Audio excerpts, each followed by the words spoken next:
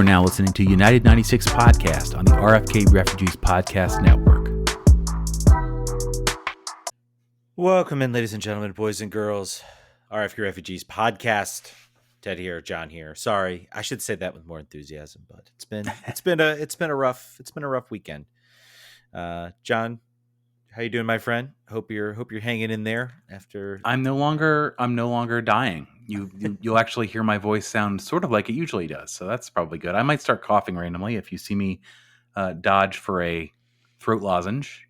That'll be what's going on. But other than that, I'm back to quasi-normal, just in time for all of our teams to not be playing games anymore. Yeah, How about you? I'm doing okay.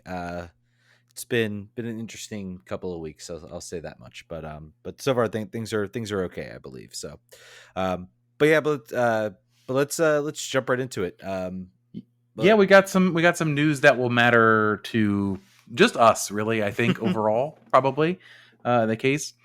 About a year ago, we posted, back when we used to write on our blog, rfkrefugees.com, for those of you who are still going there for some reason, that we were going to A, turn into a podcast network. That will still be true. But B, we were splitting up our brand from RFK Refugees, as people have known us for years now, to United 96 and Kindred Spirits. And that, I think we're going to end that experiment. I don't think that really netted us what we thought it was going to do. So from here on out, we are RFK Refugees. We're who we always used to be. We're going to be RFK Refugees on Twitter. We'll be RFK Refugees on Instagram. We'll be RFK Refugees on Threads, where no one is. I'm just yelling into the void right now on Threads, but that's okay. Someone's got to do it. Someone's got to make that happen. Kindred Spirits as a independent show is going away. We're going to fold our spirit coverage back into this show. That's what we used to do back in the day. I think that it will make us be more direct and succinct with our coverage, and not add fluff just for the sake of it. We'll make sure that we're giving you guys, what we actually know about, what we're paying attention to, and what you might want to hear us talk about. So that's kind of where we're at. Hopefully everybody's cool with that. By the way, if you are, this will happen over time, but make sure you're subscribed to the RFK Refugees feed. So wherever you go to podcast, search RFK Refugees, subscribe to that. We're still going to put the shows where they're currently at, where they're at, but over time we're going to go back to that legacy feed and consolidate once again the highest rated on iTunes podcast in the universe, RFK Refugees. That's the plan. Yeah, and just to give some background, I think I think this is more about, you might be saying, well, stopping. We're not going to stop covering the spirit. I think our plan, our idea, I think our mouths are maybe a little bit bigger than our stomach in trying to cover two different teams every week, even though there are plenty of people out there that do that. Shout out Jason Anderson, who's now paid to do it. And a lot of other people who do a great job with it. We're not going to be stopping our spirit coverage. I just think the nature of trying, I think it seems like it wasn't going to be a big much, like we were going to do smaller bite shows. And then you've probably noticed, like, our DC podcasts have been extremely long and our spirit podcasts have been extremely short. So I think we're gonna give you guys a better experience by just kind of folding it back into one kind of a one-stop shop experience again for the shows. We are still going to continue our spirit coverage, again, and also I think there's been a change in at least somewhat of the spirit landscape. There's more coverage out there that you can talk about, and a lot of other different things. So go check out Hey Spirits. Yes. If you're not, I'm sure you are. You are. But if you're not, check them out. So I don't think, nothing really changes except for where you're going to subscribe to the podcast. It's still the same show. It's just a matter of, we kept trying to make other brands happen, but everyone just called us the RFK Refugees guys. So why swim against the current? Why not just just go with the wave? Yeah, that's what we're going to do. The original brand was the original brand. Apparently it's like we are, I wonder if our numbers will spike up. Like we tried to do New Coke, and then we're just going to go back to Coke Classic, and then suddenly our numbers are going to skyrocket. United 96 was our Crystal Pepsi. Exactly. I think. But let's get into what I hope to be we already knew. I think one season was careening down the disappointing line. The other season we had hopes of maybe some redemption. We'll get into that a little later, but I think the main thing we want to do is sort of circle. Obviously, we can talk a little bit about the New York City game. DC United won. They played pretty well without Benteke, no Benteke, and they played some of probably the best passing soccer we've seen all day, which may lead to some questions. Wayne Rooney, which would be Eric Hurtado probably going to be the starting number 9 going forward. Was that the first question you had in mind after you saw him score that header offside? That's going to be the. We're gonna have a whole hour on Eric Hurtado. That is going to be the first move the GM makes. Of course, is offering Eric Hurtado a DP contract, and we will all cheer and say, "Oh my the crowd goes wild!" Mastermind, good sir, mastermind, good sir. But no, DC United, of course, the funniest thing about, and I think it's still true this week, DC United, you might look at the standings, you can see them in 9th place, but they are eliminated from the playoffs due to some, I won't get into that. I think everybody knows that pretty much, the permutations in math that basically mean they are eliminated despite being currently in a playoff position. But it's funny. There couldn't be a funnier thing to happen to this team than what is happening right now. By the way, I was actually at the New York City game. Who wished on the monkey's paw? I just wonder who was the one who wished on the monkey's paw, who said, "I want DC United. We just want the 9th spot to at least finish 9th in the playoffs by the end of the year, by the end of their season in particular." And I was like, "Great, here you go." Yeah, I will say. So I was at that New York City game. I left at halftime because I had a 3.5-year-old with me, but. She had a great time. Mm-hmm. She celebrated the first goal with like a fist pump. Mm-hmm. She's made me watch the highlights like 4 or 5 or 6 times. So mission accomplished. Adorable. I can't wait to get her back there when it's not like gale force winds and in the middle of the night. But way to close the season out on I guess a high note. New York City did not have much to play for either. At all, anything, right? I think they're still probably technically. Seeding? I kind of. They're not in the playoffs; they are out. But I think they still have a small chance to make it. But this game was we played a little bit of a spoiler. We'll say that much against New York. But probably the bigger news to drop, and maybe something I think maybe was a little bit of surprise. It came that quickly, but at the end of the day. Maybe not really too much of a surprise once you kind of thought about it a little bit. There were a lot of things kind of happening towards the end of the week that were maybe a little strange. But the news coming out is that was obviously Wayne Rooney saying he was done. He was going back to England and is now the Birmingham manager. That was really quick, even though he said in the podcast, in the press conference, he was like, "Oh, I don't know where I'll be or what will happen next." And then it was like 5 days later, "Oh, I'm new Birmingham manager." Did he say goodbye to fans? No. Did he post on social media that he was leaving? No. Did he say nothing? It's like a Samuel Nkunku leaving your lease unattended. He was just gone.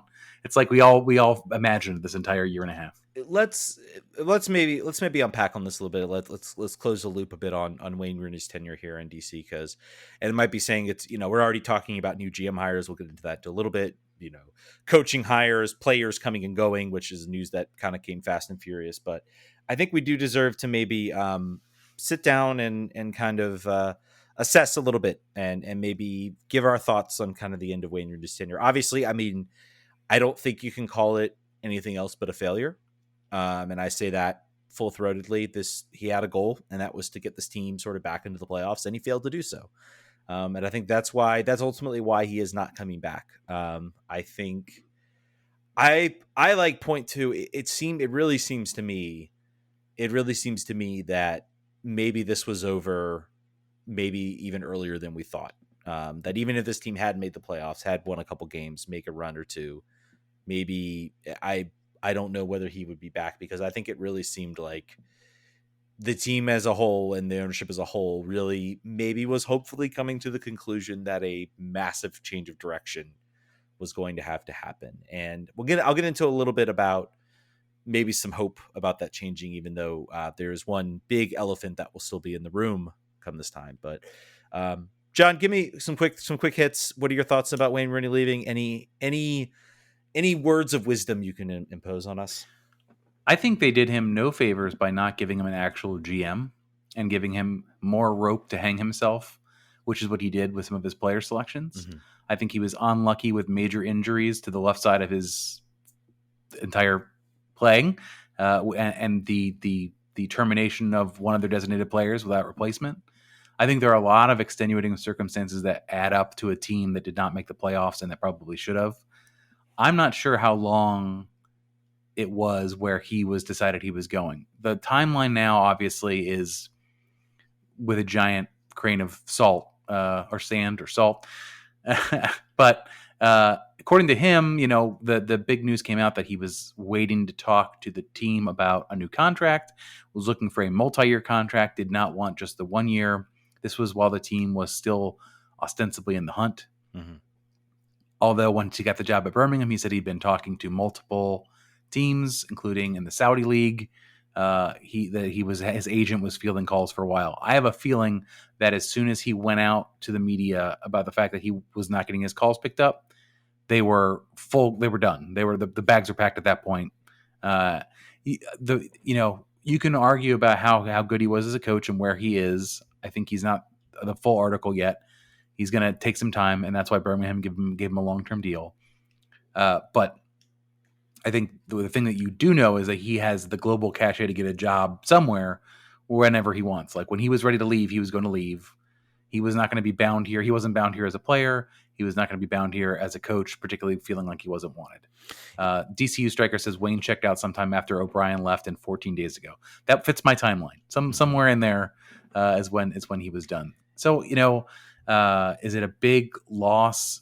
No, I think what you and I talked about when he was signed, is the worst case scenario, and it has come to pass, is that this team signs a bunch of short-term, quick fix, make the playoff in 1 year players, and at the end we have no long-term philosophy on how we're going to play. We don't have a great number of young players that are in the lineup, and we have no coach, and we don't know we're starting fresh, basically like a year and a half just got lit on fire. That is pretty much where we're at, kind of literally. Yeah, and honestly, I mean, to really put I want to go back to what your comment about not giving him a GM. I will say that he had a GM entering the offseason. It's true. It was Lucy Rushton, and he said, I know better than Lucy Rushton, and he was clearly involved in some part in the decision process to let go of Lucy Rushton. I think I can't imagine. It seems to me like this team kind of just turned things over to him. There's been some debate as to whether, we all speculated whether Casper was in charge. I found it really interesting. I almost feel like I look at the team and I look at the club and I'm like, they could have bought out Ravel Morrison's contract. I mean, if you want to talk about the real stinker of a move that Wayne Rooney made, and the one thing I can think you can 100% criticism, it is Ravel Morrison. A player he said would be top 5 in MLS when he came. He chased away everybody else and said, nope, I want Ravel. And the team basically let that hang around his neck, let him be in training, but not registered to the roster. He wanted to register him towards the end of the year. I think that could have been a moment where he was like, you know what, I'm done with this. This league is stupid.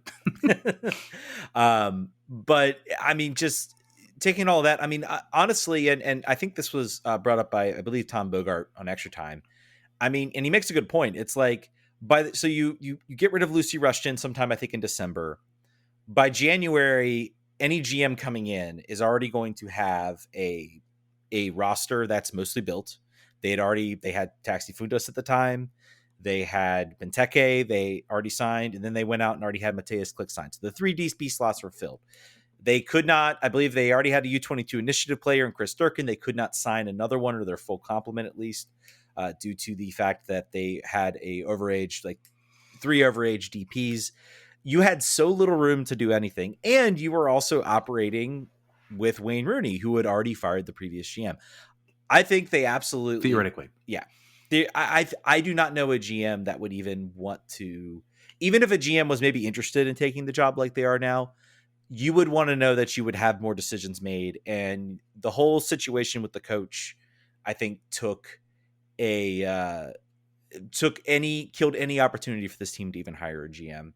My thoughts on Wayne Rooney as a coach. I think he's an okay coach. He's certainly got some skill. I think he will get better as he goes on. I have no doubt that he's going to maybe go on and be a fairly successful coach. I think the fact that he went and took this job down here compared to like a Steven Gerrard that crashed and burned in England and then just jumped to Saudi Arabia. He went for a new challenge.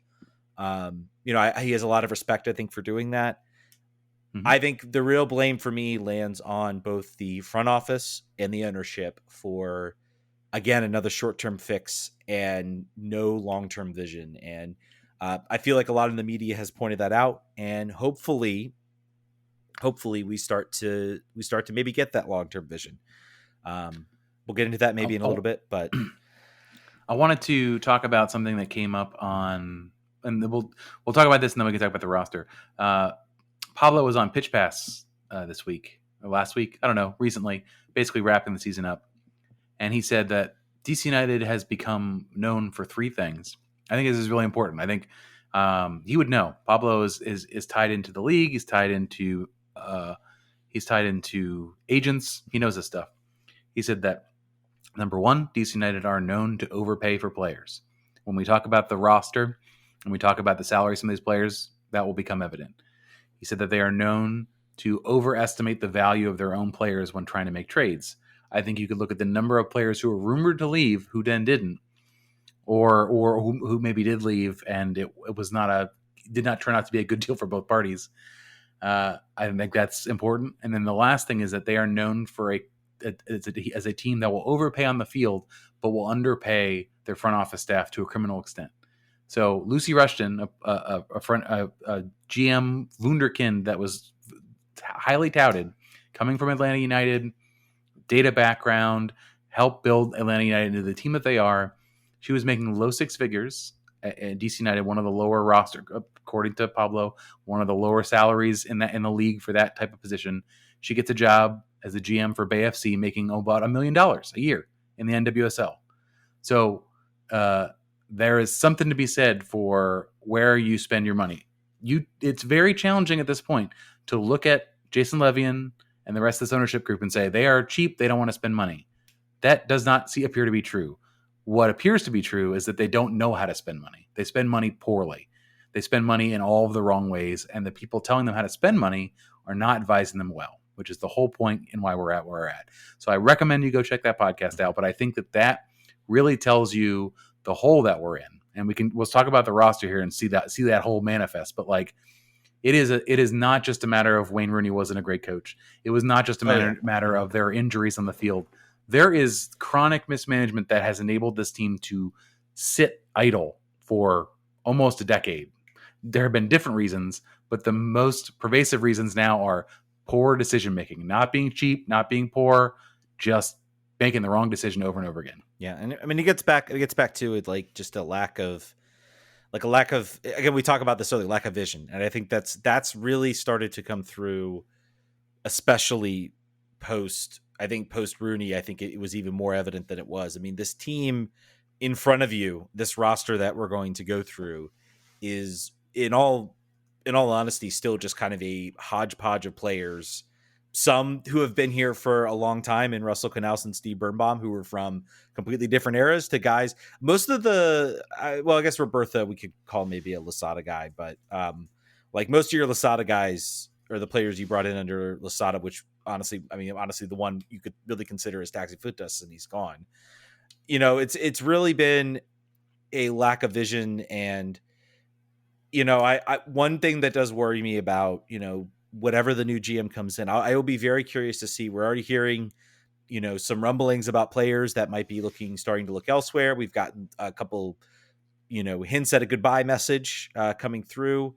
And those types of things actually concern me a little bit, because I'm like, okay, well, what is, we said no decisions until a GM isn't hired. Well, then who's making these decisions before a GM has even had a chance to get their foot in the door? Indeed. Leads to a lot of questions. So I think what we're gonna do here is use this really good article from the District Press that looked at the roster contract situations, and we'll go through the players, and we'll start with the players that are already rumored to be on their way out, that are not under contract for 2024 or have options, and then we'll walk through what we think about each of those players, and then we'll look at what they're being paid to. All right. So Derek Williams is the player that Ted was mentioning that has already posted a goodbye message on Instagram. He has already, basically all of the players have already said, basically said their goodbyes in the comments. Derek Williams was making $800,000 a season, and was signed in November, and he's done in December. He's done now. He's walking. There's no option, so I think is no option. So what are your thoughts about him at that salary amount? I mean, I think the salary amount. I mean, was he you talk again about, if you're going to pay a defender at that sort of level, which is essentially a TAM level. Derek Williams was good. Like, he was solid in a lot of ways. He was probably one of our best defenders out there. We could sit here and argue about whether that's him or Donovan Pines. I think a lot of fans would maybe lean towards Donovan Pines. But I think he was one of our best defenders out there. One error in a game against Philly does not erase, I think, the sort of solidness that he brought to the back line. That being said, this team is going to be very tight on roster. Their DP slots, they're going to have one open designated player slot. And then maybe your full complement of U22 initiative players. I'm not sure if I know Durkin's older than 22, but I think you can ride that. His grandfather. Yeah, that U22 contract out for a little while. So there is some room to make moves, but it's certainly there's going to be some dead weight on this roster. There's going to be players that, were signed this year that we're not sure whether they're really going to perform, next year. So you got to cut somewhere to give yourself a chance to maybe go out and fill that roster, fill that international slot, as well as maybe some cap space as well. So this is a salary cap league. I don't know if that maybe is a hint. I kept wondering, well, maybe they'll keep Derek Williams because there are rumored changes to the salary cap coming. I wonder if those are maybe not going to happen, or there's going to be some less a bit than we've seen. So I think they were going to ask him to sign a contract for less. Mm-hmm. That contract was a remnant of his previous. It was a previous contract with LA under a GM who is now fired, who's now gone as Correct. well. So that was us taking a bad. I would say taking a bad contract from a salary cap perspective. That's what that was. He was a good player on a salary number that was too high. So yeah, I think he was probably asked, "Hey, we don't have a coach or a GM. What's your interest in coming back at $600,000, $550,000?" He probably said, "My agent is not going to return this call. Goodbye." Yeah. I will not be shocked if he can go get an offer several different places outside of that. Somewhere Birmingham City. Pick up the courtesy phone. Maybe. One thing I will add, I do wonder, we're going to talk a bit about Andy Nahar and some other players. I do wonder if there are certain players that want to know where they're going to be. This team doesn't have a GM who can come in and decide that. The GM gets in there. It's 2 to 3 weeks. I think there are some players that are maybe propositioning. I think we're seeing it with Andy, and we'll talk about that in a bit. Some players are like, well, I need to see what else is out there because I don't want to be caught with I don't want to be like, all right, yeah, boss, wait till the GM gets here and let him decide. Because then if he doesn't decide and I haven't done the legwork to find something else for me, then, I'm going to be stuck. And I think that's what we're seeing with some of these players. Derek Williams might be, maybe there's a contract less. Maybe they already have the GM and the GM's already sort of gone through their roster and what they want. Who knows at this point? But maybe let's jump to him. I was going to go in a different order, but let's jump to Andy. Mm-hmm. So it comes out today. Andy has an option for this year. However, he was being interviewed by Deportes TVC. And this is what he said. He said, "I have to go back and fix my situation with DC. They have an option, so we have to talk. My contract is over at the moment, so I'm a free agent. There may be opportunities in the United States and abroad. I want to return to Europe." So before there were some people already talking about, let's cut Andy. He's too expensive. He's injury prone. Andy appears to be saying, "You cannot cut me. I will cut myself. I will leave on my own accord because I believe I still have suitors. I think." Well, here's the funny thing, though. Those options. I mean, there have been players in the past that have tried to leave on their option. DC could say, "Oh, you've got all these clubs interested in you. All right, we're going to exercise that option. We like a transfer fee, please." And you know what? And that would be the real cynical. If you wanted to be a real cynical GM coming in, maybe you look at that. You look at that option, but I think they will. whatever transfer fee they get, I don't think it would be worth the headache of all those teams suddenly saying, you know what, we're not interested again. You got to do right by Andy here if he wants to go. Yeah, in my mind. And I think he's going now to train. I think at Olympia. Andy is if Andy was playing the way he was, and you were not every game wondering when is he going to get his next injury, not if he will get his next injury, I would say he would be a no-brainer to exercise that option and sign him up. I think this might be a question. I think this could be the first sort of indication that if Andy does not come back and, some other players we see start to go, that this team might be, I kept wondering, is the new GM going to come in and going to be like, well, I'm going to, this team's already basically built. Let me get a coach in here who can be flexible, who can, build a team kind of around, sort of just kind of pick up where Wayne Rooney left off and, try to just, put something together, because there's really not too many bad pieces here. But if Andy Nahar goes, if a lot of other players go, you could be looking at a season where maybe the new GM says, you know what, I want to blow this whole thing up. Let's give me 3 designated player spots. We're going to build this whole thing from scratch. I don't know. It's difficult to see where they would go. I had a conversation with someone about this who's more of a casual fan. And I said, as a hardcore fan, that's my preference. If you're going to do this thing, go to the studs. Let's be bad for 2 years. Let's commit to that. And she was not interested in that. And she's like, there's going to be 7 people watching these games and no one will come to them. And that actually matters. They don't want to have empty stadiums. You have to at least put some sort of a product on the field that's a bare minimum product, basically. And I think that's probably true. But the fastest way, I think, to get there is to, pull all the copper wiring out of the walls and sell it for scrap and just get what you can.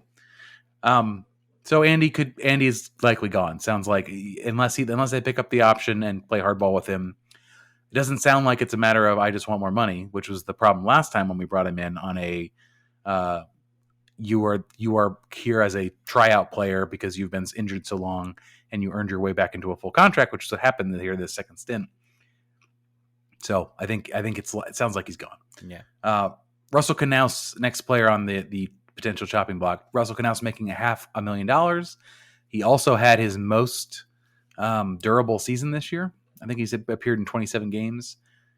When he was on, I think he was extremely solid, and I don't think there's another player on the roster that is dependably as good at the things that he's good at. Chris Durkin, you could argue, maybe if given the opportunity, a full season in that position could probably make a very decent approximation for less money. And maybe that happens if Russell does get moved on. But what are your thoughts on Knaus? I love Russell Knaus. I think he is a potential player. You're talking about players that other MLS teams looking for a number 6 might be interested in. And again, you talk about that blow up. I think that'll be a question. New GM comes in. Do you think Chris Durkin can rise to that role, or do you not think so? And you want to just ride with, again, I think this might be a question. This might be another thing where it comes down to, are we going to look at a complete and utter blow up of the team, or are we going to look at a more incremental type of build? By the way, I want to shout out Gregory Koch, subscribed at tier 2, 27-month streak for him. So we thank love you. That. Gregory, the best. Thank you so much. But I think back to that, back to Russell. I mean, I love Russell. I think he is a fantastic player. I think this year, him being the most durable he's been, I think has been due to the fact that he has not been run into the ground by Losada, and that he has been played a less strenuous role, kind of being that hold number 6. I think if you are a coach, GM, manager coming in thinking you want to get more out of him, I don't think you're going to get that. You're going to get solid number 6 play, potentially very, very good number 6 play. If that's good enough for you, I think you keep him. If you want more out of that position, well, then maybe I think you might look elsewhere in that call. So that might be another sort of I don't know what's the canary in the coal mine. I was going to say canary in the coal mine, but that's bad. Like, I don't know, just more sign that things might be different. Kind of is. Yeah. Donovan Pines, a player that is rumored to be looking at a new contract, according to Stephen Goff. A player I think is a Rorschach test for any DC United fan. What do you see when you look at Donovan Pines?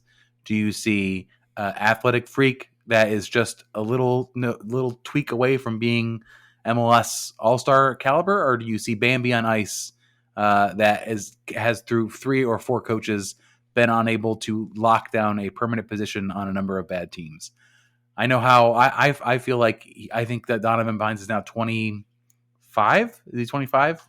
I thought he was still 26 maybe? Maybe. You might be right about that. I think Donovan Pines is who he is now at this particular moment, which is a player who can do well in a back 5 or a 3-man back line. And I think in a back 4, he suffers sometimes. I think his natural abilities and his technical ability and his tactical awareness are not all in a line. And if they were, he would not be here. He would be somewhere in a better league than he is. I think that you want to hold on to him because even still, I think he'll be much cheaper than Derek Williams. Mm-hmm. He'll probably be cheaper than another center back we'll be talking about here in a second.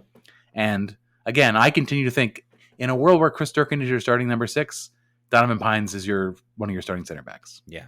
And I guess I think he showed tremendous improvement. Apparently Wayne Rooney did not think so. Disagreed heavily. Even though I've never seen a player where the media, I mean, I guess we have seen players. I've always seen players with like coaches value them, like them more than everybody else hates them. I don't think I've ever seen a situation where a media fans, everybody, I mean, fans, of course, but like media, everybody around DC media, like looks at Donovan Pines and says, wow, look at all these improvements. He's been really good. Like he has completely reduced the mess ups in his game. But when you talk to the coach, it's like, oh, he's been okay. It hasn't been, I'm like, are we watching like the same thing? Like, because I think he's been pretty good. By the way, he will be 26 come the start of next year. So he certainly is no longer a young player. I guess, again, maybe that's again, another question. That's another question for, do you, as a GM, do you want to, really rebuild this team, or do you think you can get the most out of Donovan Pines? Also, would he take a 2-year contract? Yeah. At this is, I mean, he's in his earning prime now. I don't know what his value is across the league. I don't think it's as high as it is.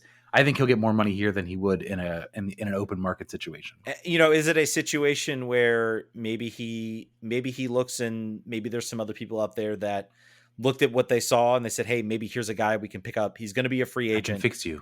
I think it'll be a case for him possibly if he enters next year, if he maybe reaches out to his agent and says, what's out there? Is anybody talking? Is anybody listening? Is there anybody I can jump to? It's not an option year in his contract. His option was exercise. Is that right? So yes. Yeah. So, and maybe then he makes that free move somewhere. I don't know. You're right. You are right about the fact that he is sort of entering his prime. This might be sort of his last chance to get a decent contract before it runs out. So next up on the chopping block, Ruan, who has an option for 2024, and he is making, I believe, 400,000. Yeah, 400K. So in a world where Andy Nahar and his 450K are gone, that means you have no right back otherwise, and Ruan could be it for low price of 400,000. I think Ruan has shown he's shown his skills and he's shown his flaws. I think that he's not the guy you want in a defense first 4-man back line. He's fast as hell. He can be dangerous in combination, running up and down the wing, but he's not the guy you want on an ISO basis with the team's best attacker on the left hand side, just doing their dirtiest to him. So I don't know. I feel like you could probably afford to. I would maybe let him go, depending on. I think Ruan was better than a lot of fans gave him credit for. I thought he had some decent moments. I thought once this team got a little bit quicker in the attack, I thought he showed a little bit. I think when he was able to combine with a quick player, I think it's like if you want to talk about like his best game was that Orlando road game where he linked up with Taxi. Like we talk about, that was where I thought he looked his best. But at the end of the day, I think this is a player you look at and you say, you're not gonna. There are players out there I think you can find that are better than him. Particularly if Andy's going, I think that's maybe your GM's first opportunity to sort of remake that right side and that right back position. along with the coach, presumably, where you can go out and do something. So, Eric Davis, options for 24 and 25. He's an international player, I believe. I think that is a component of this choice as a Panamanian international. I think that he showed pretty well of the mid-season like fill in gaps players. I think he has some major upside. I would say you keep him, particularly if you could pick up his option for 1 year and not both years, to give yourself continued flexibility. He's a good hole plugger versus some of the players that we'll talk about here that are also on international spots that have not been contributing at all over multiple years. Yeah. What do you think? I mean, I would. He's a player. I think I've sung a lot of his praises. He's also a player. If Wayne Rooney was here next year, I would say keep him because I think he's been decent enough. He fits the system. Because he's also 32. 30. And I'm saying because he's getting up, because we are going. Because then I just look at, okay, sign him up, sign his option for another year. He's been solid. He's been good. Hopefully Mohamed Jazz comes back and we've got something. We've got a tandem we can use that doesn't involve, a 35-year-old Pedro Santos. And maybe Pedro Santos can be less and less more of a very much a reserve type player rather than starting week in and week out, which I don't think was ever the idea. But because we've basically said, nope, we want to build something new.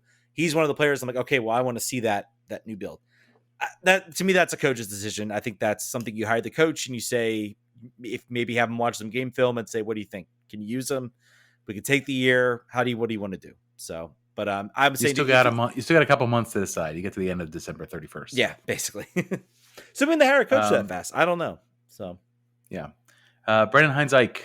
This is an interesting one. Options for 24 and 25. A player who has been injured repeatedly throughout time. Brendan Hines-Ike also. Let's find out his contract number. It's I think around Ruan, if I recall. It's like 500,000. It's $425,000. So he's a man that has broken his Bliss Frank in his foot. He's shattered his hip. He's broken his leg, I believe, also. I would say he came back here at the end of the season, got a lot more time.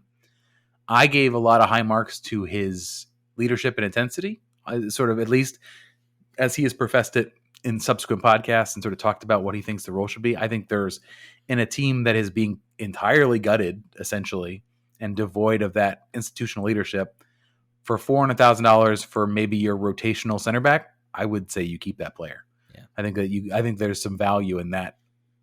And I think he was decent. He wasn't bad. And if Derek Williams is off for the off, you can't have no center backs. What do you think?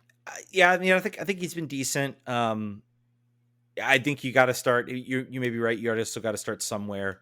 I think if it was a 1-year option, I would say yes, do it, no brainer. It's a 2-year option, which means he's here for next year. I think regardless if you are the GM, regardless if you're saying we're going to have a bridge year where we're going to kind of build on what Wayne Rooney started, we're going to play, and then next year is going to be the real. We're going to rebuild everything. I think the fact that it's a 2-year option maybe has me a little bit iffy as to whether I would want him back, because then you're doing what you've been always doing, which is you get to 2025. He's like, well, we got another year of him, so and we want to redo this, and we can't do that because we've got him. So I don't know. I think the 2-year option for me makes it a little tough for me. I will not be surprised if they say no to that, and they think they can go and look elsewhere. So based on, say they don't. Okay, go ahead. Say they don't. Say he's gone. Say Donovan Pines goes elsewhere. We already know Derek Williams is gone, and that will leave us with Akamboni and Birnbaum. Hayden Sargis and Steve Birnbaum as your center backs, essentially. With that in mind, does that change? And also Matai Akamboni. Yeah. Does that change your mind on sort of or do you still say from a GM new coach perspective, find 2 guys, you can do it? I guess it's a question of what is your plan here? Are you trying to completely rebuild? I don't know. I feel like if you are keeping Brendan Hines-Ike, you're keeping Steve Birnbaum, you're going to have Akamboni, then you are basically saying, well, this year is going to be a bridge year where we're going to bridge this. We're going to try to be competitive. We're going to bridge this towards next year. Again, also, you talk about being bad for 2 years. I mean, this is not like, I remember I watched, like, you keep up with most North American sports, and they all talk about teams intentionally losing and intentionally trying to get higher draft picks. That doesn't work in MLS. It's like you win a higher college draft pick, which you might get a good or decent player. No guarantees of anything that you'll be anything successful. So there is something to be said in MLS. Like you almost have to start to be competitive, because even being competitive is better. Tanking gets you nothing. Yeah, tanking gets you absolutely nowhere. And you also gotta, does the GM weigh the ownership and the ownership coming in? I don't know. You're saying like that. Maybe you keep one of them. I would maybe lean towards Donovan Pines over that. Yep. With the idea that you are then going to try to build. Akambone, I think, is right now. He is definitely the future. He looked very, very good in that New York City FC game. That is your potential future defense, probably coming in for a guy like, and to say, well, he's 17. He's, it's tough to be a 17-year-old center back. There have been plenty of players that have jumped into that role at very young ages. LAFC has one who's already being looked at for a European purchase. So yeah, it's definitely now you want to get some easy ones. Let's set these up and knock these down. Ravel Morrison, the move we already talked about, $850,000. Goodbye. Enjoyed your stolen money for this entire year. Nigel Robertha, a player I have talked about so much. If you've listened to this podcast, you know two things. One, I like green sauce on my pupusas, and two, I think Nigel Robertha is not good at soccer. I just want FM Football Manager 24 to stop telling me that, to stop showing me all those stars for his potential. They love him, and I do not understand it. I don't get it. I don't get it all. I don't want it. By the way, we'll have $550,000. Yes. How many goals has he scored for DC United? Not that many. I believe the answer is 2. I'm reasonably certain. You can maybe look that up while we're talking here. But that is a player that I think there's almost no chance they pick up that option. He's gone for the off. A bad signing to start with, and never panned out. That was a Losada era signing. Yes. Yep. Okay. He was right. I think he was rumored to be right before they brought in Hernan Losada. So I think we've gone invisible on the live stream, but yeah, hopefully y'all can still hear us. We'll keep talking. Gasuo Sumake, who is an options for 24-25. The man's gone, right? Yeah, he's gone. Yeah, might be good for Loudon. Not sad. Might be good for Loudon, but I think he's gone. Jose Fajardo, options for 24-25. Nope. Another player I'm not impressed with. Nope. Goodbye. Yamil Assad, options for 24 and 25. Goodbye. Oh man, that's just Yamil still makes me sad. It makes me sad, man. It really does. He was just watching him in 20. I mean, he will still be the first player that scores at out of field. That is true. Can't take that away. I will say, Howdy Partners says, for what it's worth, Orlando got Shaq Muhammad with our number 2 pick, though he spent most of the year at Next Pro. That's what you get with draft picks, and I think DC has a good enough market in the academy that they don't need to be looking in the draft. If they want to take their draft pick every year and ship it for allocation money, that is a-okay with me. Yeah, we might get a good or decent player out of the draft, but if you are mining your homegrowns the way you should, you'd be mining your academy the way you should, especially that marketplace. If you can get back into Baltimore and get that ship rolling again, then yep. I think that's where you're going to get the most out of it. So. Luis Zamudio, contract options for 24-25. Who? The third string goalkeeper. Oh, Zamudio. Sorry, I completely blanked on his name. I don't blame you, because he's played no games for DC United except for this friendly just down the street. Yeah, he played for Loudon, though. Wow, that was bad. Yep. Yeah, I mean, if you think he's good enough, sure. He's probably cheap. You probably need a backup option. Very cheap. Yeah, I'm not sure what the situation is between Alex Bono and Tyler Miller as far as goalkeepers go.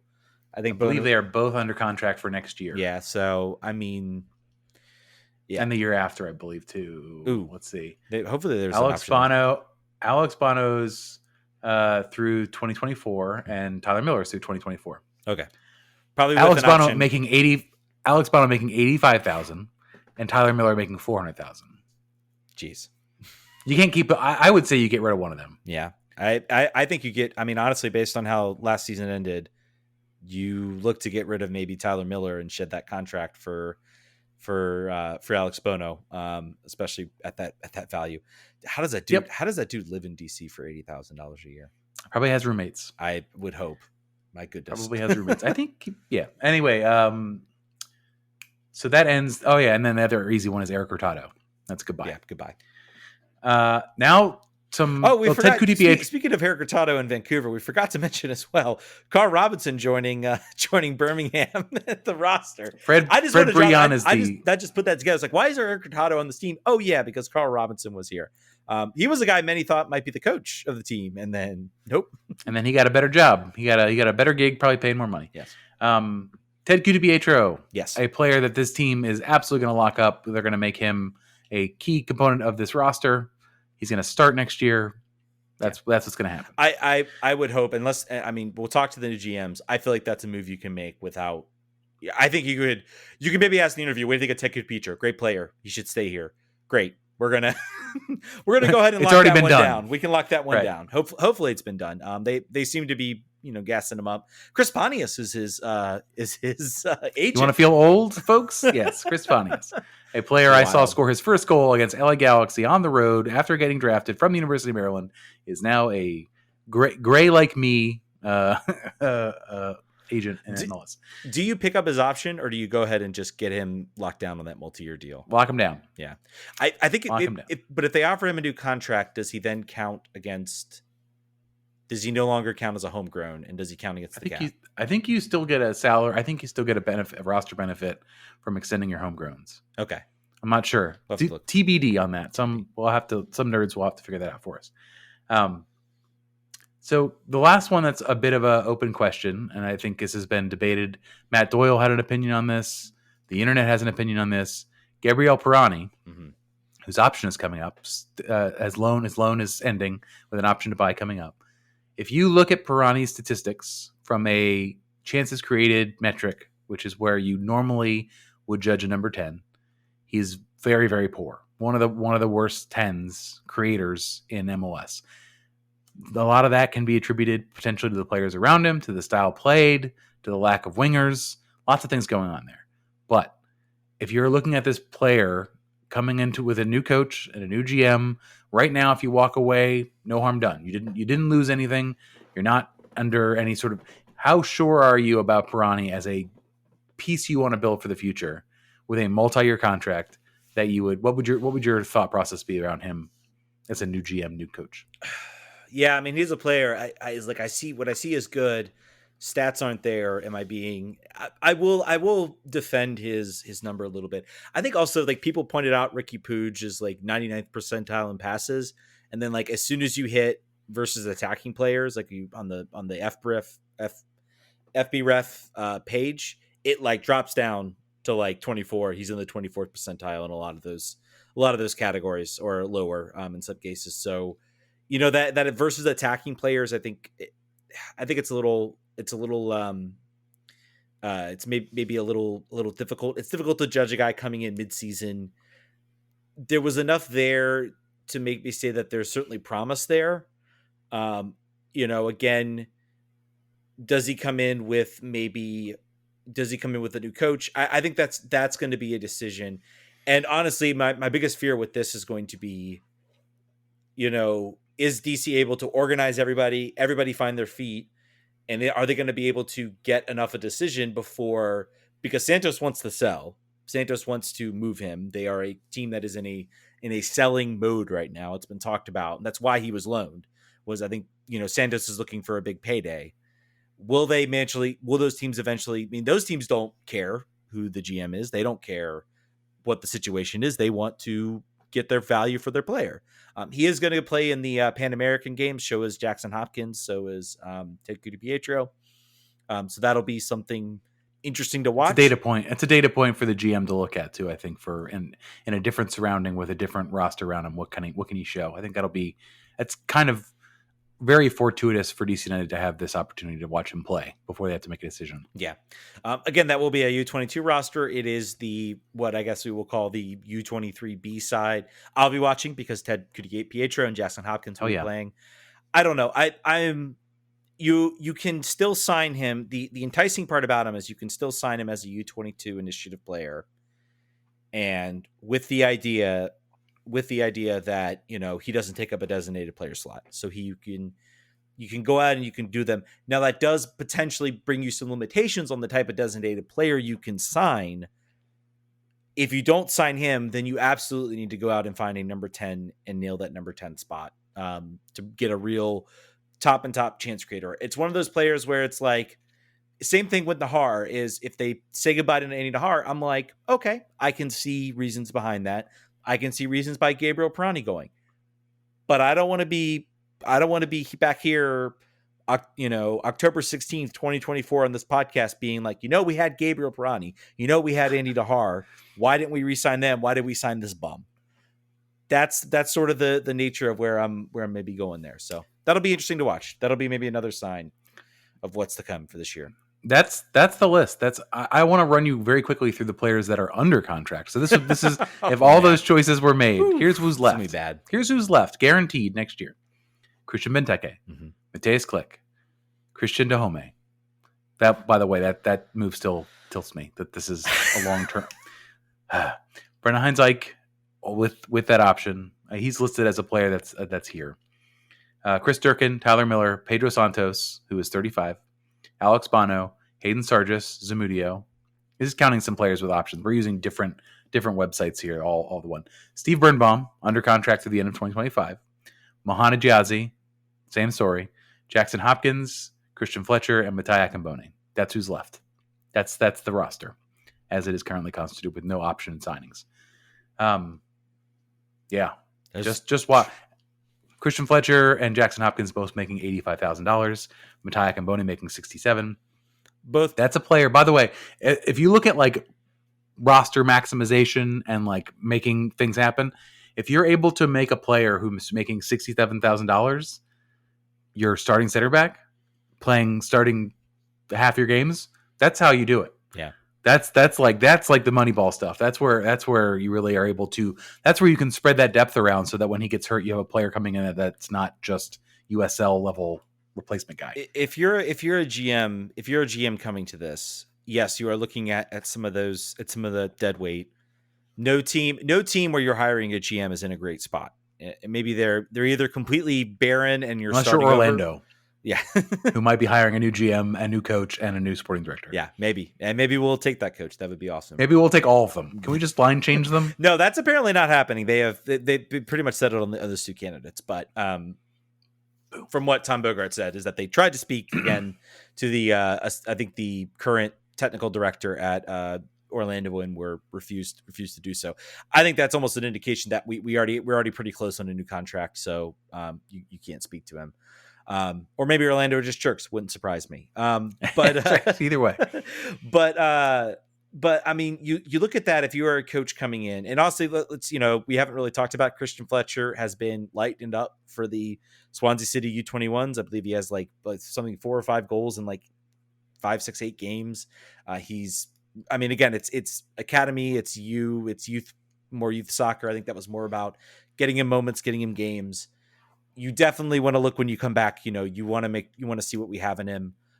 Jackson Hopkins from what I saw at the end of the year, it looked like he might have moved positions.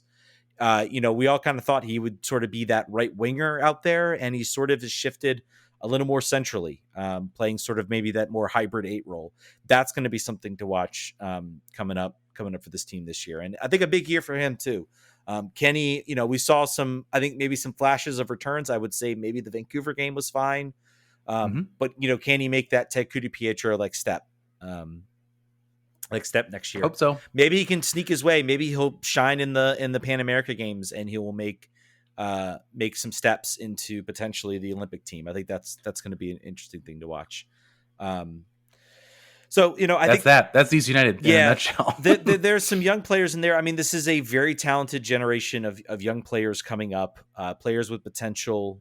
We saw it too with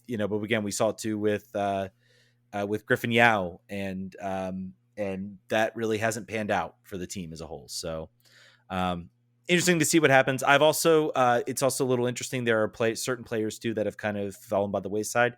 Jeremy Garea being one, who has kind of gone missing despite playing many games for Loudoun and not really cracking the first team. So it remains to be seen whether this is a sort of a wave that DC got and whether they can actually continue it. I believe if another, not to pitch pass upon pitch pass, but you talked to, and I think this was also on Extra Time as well. They were talking about sort of that 2016 like youth team that like won the GA Cup, and like all those guys are on that team are like starters for DC.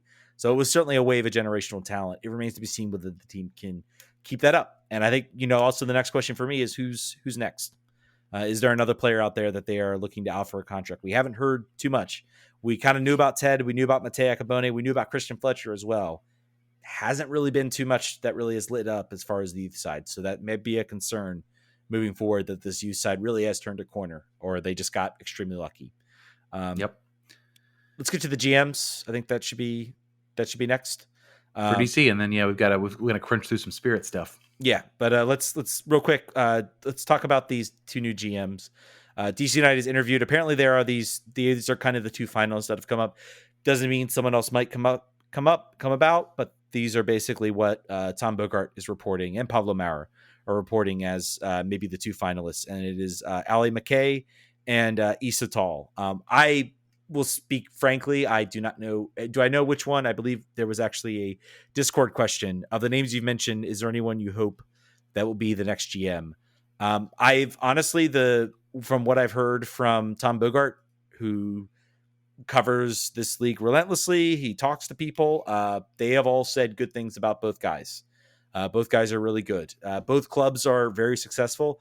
I might lean a little bit more towards Ali McKay, I believe, and I just completely got rid of my article. The Columbus GM might lean a little bit more towards him because, or maybe that's Issa. I'm all screwed up. My article. Issa's Nashville, I believe. No, Issa's Nashville. Okay, so Ali. I might lean a little bit towards that just based off the fact that Columbus uses more youth players, I think, than Nashville does. I think they've been a little more forefront. They've been top in MLS Next Pro. Very competitive there, so I maybe lean a little bit more towards that as a goal, because maybe that will translate into DC. I think the real question is, I think it's good to see that the team is doing that, is going after aggressive names and guys that people around the league say are brilliant, and these are guys that can sort of make the difference in the team and can push the team forward and get some different mindset in there. We do know the big elephant in the room based on this is that Dave Casper is still there. But I will say, I think it was Matt Doyle brought up a good point. He said, look at Cincinnati. Their GM that they had for several years. They had their GM for several years, and he made a lot of terrible moves, awful moves. He's still there. He has no control in the soccer world, but he is still there. Chris Albright now their GM and extended, and that GM came in again, another mess of a roster that no one thought was good. They took kind of a bridge year where it's just like, we just need to get some life back into this team. They signed Acosta. Acosta started looking good.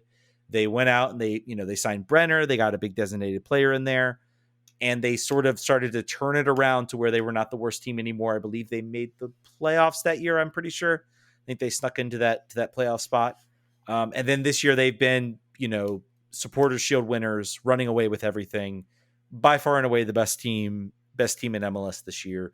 Lucho Acosta is the MVP. So just because Dave Casper is there, and I know all the Commander fans out there are all just like, oh, what, Vinny Serrato, leaving him there, he needs to be gone. He's not getting fired. It's not happening. You're not going to get that cathartic you're fired moment. You're not going to get that press release. The team is going out of their way to make sure everybody knows that the next GM is going to have a large say. I've communicated with some people, and I've communicated with. I'll just come out and say it. I've communicated. Probably I've communicated with. He's very receptive on DMs. Has said he can't imagine. He can't imagine a situation where the GM doesn't have full control. I think the real question for me is, was the reason we did not renew Wayne Rooney because you are looking at how much you spent on this roster. You talked about how this team does not spend in the GM, and did this team maybe look at the fact that they say, well, we spent all this money and nothing good happened. we're going back to bare bones because that got us just as good, and we're just going to hire a really smart guy that can manage that. I hope that's not the case. I hope this team still goes out and says, we still need to spend money. We just need to be better about it, and we need a plan and a vision. I don't know. We'll see. Yeah. We'll choose to be optimistic on that front. We'll choose to be optimistic. Why? Because otherwise, why would we do the show if we were just like, everything's going to be terrible? We would really be wise to stop. Speaking of terrible, let's shift gears. Indeed. Washington Spirit. We expected to be sitting here talking about playoffs, doing a prediction, and all of that came crashing down in an absolute heap of fire. That was not a fun game to watch in many stretches. Oh, man. No, none of the stretches, in fact. Yeah. I would say the last 10 minutes of this was kind of mildly interesting. Well, if you're watching other games and you just saw other teams winning, I think once Marta drew a penalty for Orlando, I was like, all right, this is over. Like, because there was still some hope that they could draw and still get in there. Yeah, I don't know. Just a disaster. So we'll do a quick review of this. Basically, we found out right before the show. I think Jason Anderson actually had this on Friday afternoon, that Mark Parson was out on yellow card accumulation. That did not get brought up in any of the media availability in the midweek. Apparently, the assistant coach, the goalkeeper coach who took the reins on the weekend, knew as soon as the yellow card happened against Gotham that was going to be the case. So the team had known. It was not a surprise. But having both Mark Parsons and Tara McKeown unavailable in a must-win game at home was not ideal. Despite whatever Aubrey Kingsbury said about we weren't worried about losing Tara McKeown, thought we could certainly get a result. I don't particularly care. I think that those two were missed, and you don't have to talk too much about the game. The game played out mostly the way everyone predicted it was going to be. North Carolina has the ball. They're going to always have the ball. They're going to change their roster. They're going to make 50 changes over year to year. They're going to lose Dabinia, and they're still going to have 60 to 70% of the ball. That's just the way they're going to play. They did that. The offense for the Courage was not sharp. It has not been sharp. They've not been scoring. They've not been scoring goals, but the Spirit have been loosey goosey all over the field, even with all of their roster back. But it all hinges on a red card by Trinity Rodman, whose jersey I am wearing, and subtle support, but still also kind of admonishment as well, kind of upset. I'll say this. There were people who are watching this live and, thought it was a BS red card. Certainly wasn't. People who are talking about the fact that, why didn't they give a card for the foul that previously happened to Trinity that got her so mad in the first place? That is not the point. Trinity Rodman is the most foul player in NWSL. That does not matter. There's a reason why she's the most foul player in NWSL, because they know, and it has been proven now, they can get her off her game by kicking her. Yeah. They're going to get her goat. Usually, it used to just happen where she would just not play well. That was the mark on her last year, where they would just kick the crap out of her, and then she would just fade from games because it sucks and she doesn't want to do it. This game, she got kicked, and then she tried to step through Denise O'Sullivan's Achilles heel, an ankle, and she did. And hoped against hope that it wasn't saw, but the VAR saw it, and that was it. And that was off. You did not see any protesting, any arguing from her. Nope, they were on her. They were on her face, and I'm not sure that's when the VAR signal went, but when they were right on her face when that happened, and she just looked up and was like, "Yep, this is it. This is gonna be a short game." It was a stomp. It's a red card anywhere in the world. It was very clear. I saw it and I was like, "Oh, she's lucky to get away with yellow." I really hope this doesn't go to VAR and that someone overlooks this. And as soon as it went to VAR, I'm like, "That's it. She's gone." Like it's, and potentially I was like, "All right, this team now just has to hope upon hope." Right now, I'm like holding on for a draw and just hoping that other results fall their way. If they had held on to the draw, it wouldn't have mattered. They would not have. They needed to go out and win that game to make the playoffs. Wild decision day. Let's just say also, Frank, like just results all over the place. I will talk about the goal a little bit. I think that was maybe the other sort of inflection point goal from almost immediately off the bat. That red card. This is where I was like, well, I don't think Mark Parsons out for one game is really going to make that much of a difference. I maybe thought it made a little bit of a difference once Trinity got the red card because Spirit were all out of sorts for like 5 to 10 minutes, and they gave up a goal, and that's when I said, "Oh, this could get bad." This is sort of not going according to plan. There are 15,000 people in the stands here, expecting to watch a big game. There was, the Spirit hats, which I'm hope if you're a Spirit fan, maybe you say, you know what, I don't need this hat. Maybe you should burn this hat. Maybe you should. Maybe that also should not. Maybe they should definitely make sure to not have those be their colors next year, which is the rumor. Please don't. Yeah, no black. If you're listening, don't do that. No black and yellow, please. But yes, the hat. We're not Pittsburgh. I don't understand why you do black and yellow. We're not. I don't know. They didn't want to do red, white, and blue quite clearly. However, this ain't it. Yeah, this ain't it. But anyway. But I bet you it is it. It might be. But anyway, so the goal comes in from the camp. Tyler Lucy had been targeted for about 37 crosses in the first 5 minutes, the first 20 minutes. This one finally came, and they didn't stop. Carolyn, the entire game, poor Gabby Carl. She was having to try to figure out how to stop Carolyn, and she couldn't. And the play was set over and over and over again, and they were just going to eventually have it happen. And this time it did. Well, it came really quick, because after a red card, you lose one of your other players out there, which is Trinity Rodman, kind of running down that side with Gabby Carl, and can provide support. And when you kilter off balance a little bit, it can make a difference. But the team was out of sorts. The goal maybe could have been saved from an offside call. The assistant on the field was right in line with it. She kept her flag down. The replay looks like it was fairly clearly offside. Again, as I've stated earlier, those camera angles can be exceptionally deceiving. If you look at it and you keep looking at it, it looks really close. You look at another camera angle, it looks like she's well offside, I think, from the far side angle. This is why offsides is difficult even in the VAR era, and the way they do VAR, which I agree with. I think should be a clear and obvious error. It looks obvious. Again, eyes can be deceiving, lines can be deceiving. It's very, very close. At first I was like, that's ridiculous. That should have been reviewed. That should have been overturned. As I've looked at it, I've kind of come to the conclusion that I think maybe it might have been a fine call to let go.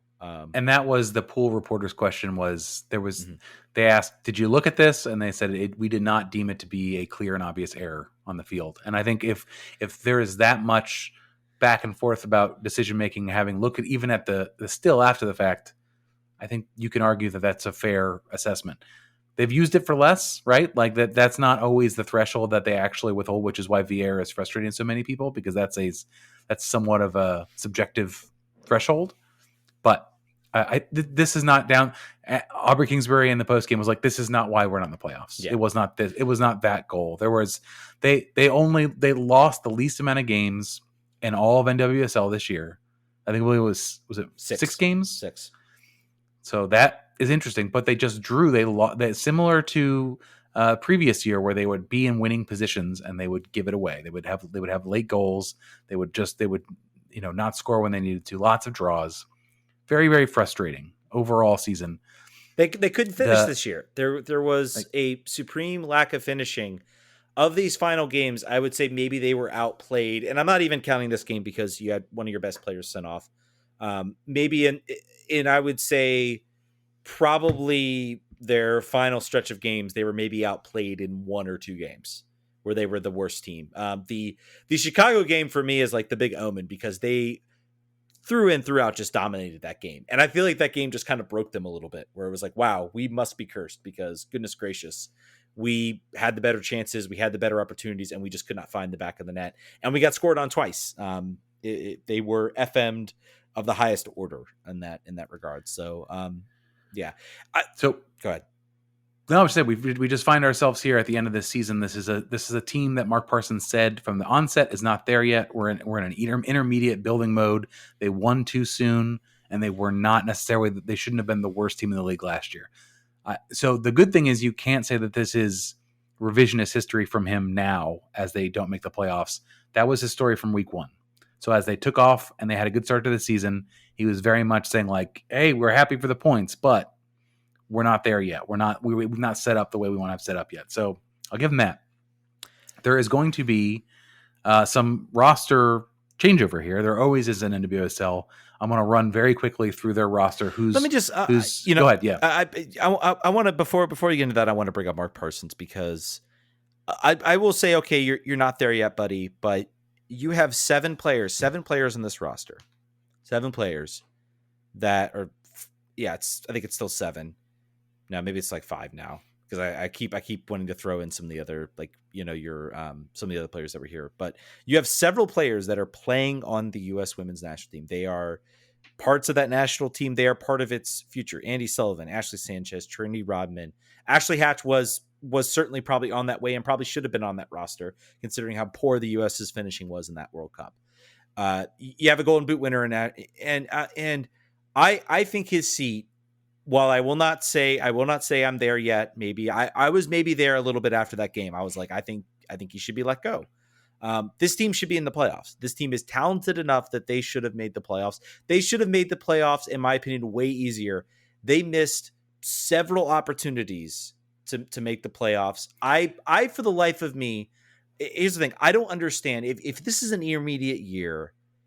You essentially made the change. And this is nothing against Sar, who is, I'm sure, a good player. She showed some good moments. Maybe we'll see a better version of her next year. You completely wanted to shift how this team played to make her a major player down the stretch. And it failed. It didn't work.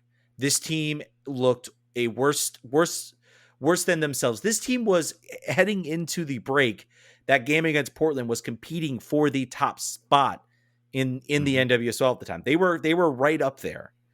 They had a great start to the year. They looked like they're really like their old selves in a lot of ways. They weren't perfect, but they looked like their old selves. And you made the change coming back out of the World Cup break to completely change how this team made, instead of maybe looking at an offseason to do that. I am not ready to say Mark Parsons out yet, but I am saying next year his seat should be extremely warm.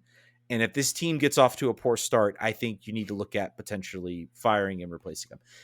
You are now part of the rich. You are now part of the rich team, the rich owners, the dedicated owners. You are not in an ownership group that is just that is basically bare bones. Michelle King has invested a tremendous amount into this team, both from a marketing perspective, both on the field. And right now, this team is not delivering for the talent that they have. I think maybe that statement is to ease expectations of players, but with more resources comes higher expectations, and those expectations were not met this year.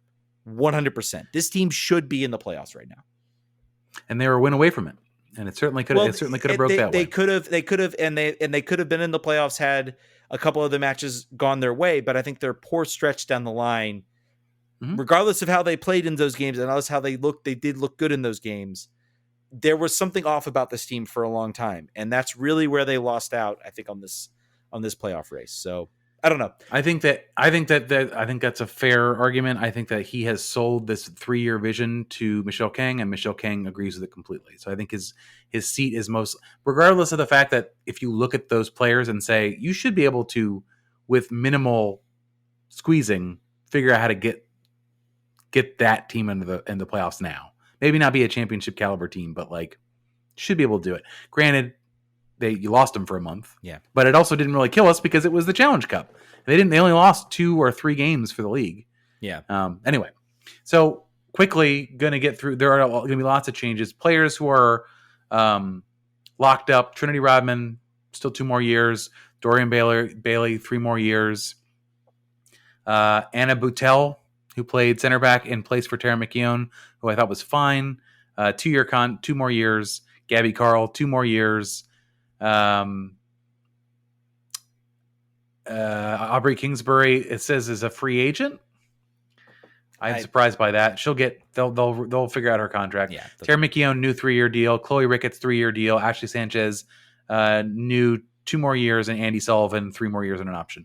Most of the other the way that NWSL works is many of the young players are on year-to-year deals, similar to USL, similar to the lower end of the roster in MLS. Players that are free agents this year: Nicole Barnhart, probably likely to see her leave. Cam Bogowski, a player who has changed positions now, was previously a wing outside back and is now playing as a forward and a wing player. Likely, probably might see her gone. Amber Brooks, free agent, who came on as a forward at the end of the game which is interesting. Nicole Douglas, free agent. I think they'll probably keep her because she has a history with Mark Parsons. Bailey Feist, free agent. Probably going to see the end of her here after her injury. Did not look the same. I'm very unfortunate on that front. Maddie Elwell, Ashley Hatch. I thought she had signed a new extension, but Sport Track has it that she doesn't. I think that they will probably look to keep her. I would imagine that they will, but I have not seen that anywhere. Paige Mateer, they're going to re-sign her to a deal. Yeah. I think I voted for her in the top 3 rookie of the year because for the first 3 quarters of the year, she was amazing. They've exercised the 2024 option on Ashley Hatch's contract. She will be here next year. Okay. Uli Matassar is here for 3 more years. To Ted's point, this was a move. He had a lot of belief in this move. I think that I have been critical of her. She scored 2 weeks ago. Mm-hmm. This week she was pretty good. I think that she's a defensive liability, and having her, so she's on Gabby Carl's side, which was making her even more torched in this game. They've got to figure out a way to provide maybe Paige Mateer having to, I don't know. They're going to have to figure something out. And because that's a challenge. And more what I was getting at, I think you could have signed Sar. You give her a 3-year contract and you say, I believe in you, but I think right now I don't want to mess with too much. I want to have a off season to actually work on this to get this right. My criticism of Mark Parsons is that he threw her in, and maybe this will benefit a longer game. She scores a great goal. She seemed to sort of find her feet a little bit. Maybe she starts to learn a little bit of the roster. Maybe I will not be surprised at all if I eat my words next year and she is best 11 quality and is adding like a 4th prong to that attack. I'm more angry. We were wrong about Mickey Owen. We were wrong about Tara, so we have to.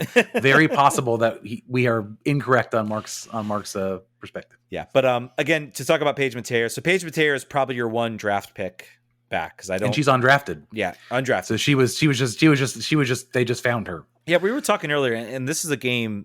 What we talked about earlier with the with the end of that game is the lack of forward. It's funny. I was like watching, like, wow, there's like no forward depth, and I'm like, well, what happened to Solano? Had some good moments. Like, what happened to her? She just has vanished. She's still showing up, so I don't know if there was some injury or anything like that. I didn't see anything.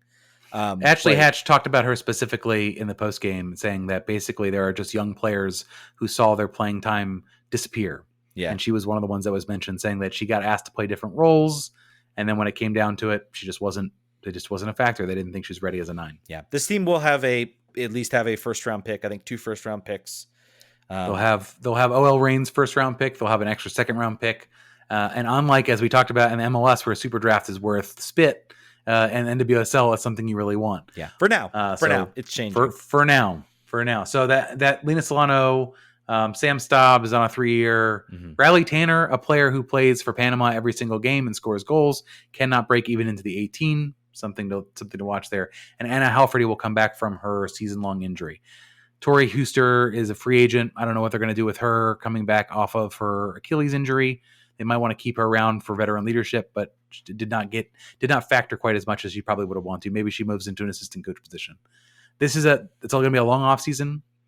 They've talked, they've said this is a building situation. All the players that you love are locked up. Mm-hmm. They're going to be here next year. The question is, what can they do on the depth side to push, and how can they build, if they're going to stick with this 4-3-3, can they build the depth around that 4-3-3 that they can actually, win enough games and stop drawing so much. And the more interesting thing is next year, no Challenge Cup. The Challenge Cup is going away.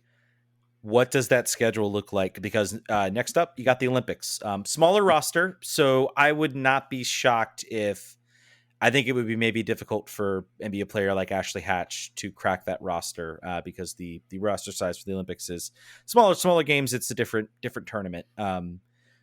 We'll see. She's probably going to push for it. There's going to be some other players leaving. There might be some options and some roles there, but you're still looking at a significant portion of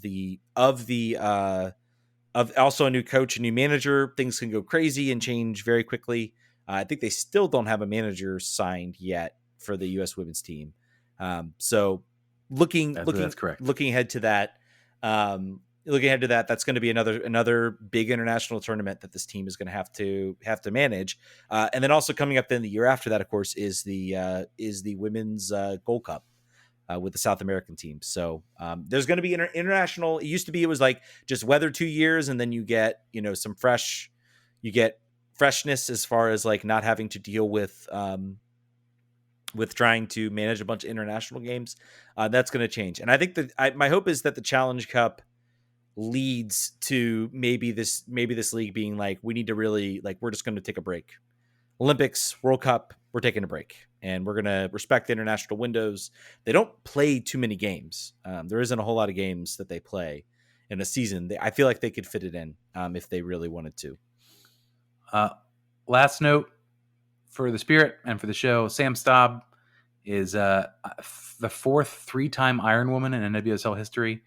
She has started 90 consecutive matches. She's got 5,370 consecutive minutes. And it would be a little bit lower, except for there was a red card that was overturned, but the minutes did not disappear. Sam Staub is a player that continues to be talked about as why does she not get a sniff at the national team level because of her skill set. The Spirit are very, very lucky to have her and lucky to not lose her over international windows. So I, for one, as a Spirit first fan, despite the jersey that I am wearing, I'm okay with things staying as they are. But that's where we're at. We're at the offseason for both these teams. The playoffs are going to go on without us, and we will. I think we're gonna move to a every other week publishing strategy here for the next couple months. So we'll talk about the playoffs and the clubs that were not in it, and also about any sort of news that affects these clubs. But we're in for a bit of our winter break, our hibernation period. Yep, every other week, and there might be some news that drops. Maybe we'll try to get some interviews in if we're liked well enough to get some of those. We could probably do that. Yeah. Tell us who you want us to talk to on either of those rosters, and we could probably make that happen. Yeah, absolutely. All right, folks, that's going to do it. Thank you guys so much for listening. Thank you guys also for sticking with us. We always have moments, I feel like, where this gets a little tough, and then there's always moments that come in that remind us what we're doing is what we love. So thank you guys for listening. We'll catch you guys down the road. Vamos.